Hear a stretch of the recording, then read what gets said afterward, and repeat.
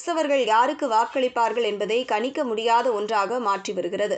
பாரம்பரியமாக கேரளாவில் உள்ள கிறிஸ்தவ வாக்காளர்கள் காங்கிரஸ் தலைமையிலான ஐக்கிய ஜனநாயக முன்னணிக்கு வாக்களித்து வந்தனர். தமிழ்நாட்டில் கிறிஸ்தவர்கள் எப்போதுமே திமுக காங்கிரஸ் கூட்டணிக்கே பெரும்பாலும் வாக்களித்தனர். ஆனால் இதில் தற்போது குறிப்பிடத்தக்க மாற்றங்கள் ஏற்பட்டுள்ளன. கேரளாவில் ஒரே அணிக்கு போன கிறிஸ்தவ வாக்குகள் தற்போது பிரிய ஆரம்பித்துள்ளது போல தெரிகிறது. சபை வேறுபாடுகள், உள்ளூர் பிரச்சினைகள் மற்றும் மாறிவரும் அரசியல் என பல காரணங்களால் கேரளாவில் கிறிஸ்தவ வாக்குகள் பிரிகிறது. மத்திய கேரளாவில் கிறிஸ்தவ வாக்குகள் அதிகமாகவே பிளவுபட ஆரம்பித்துவிட்டது. காங்கிரஸில் இருந்து குறிப்பிடத்தக்க அளவுக்கு மக்கள் இடதுசாரிகள் பக்கம் திரும்புகிறார்கள்.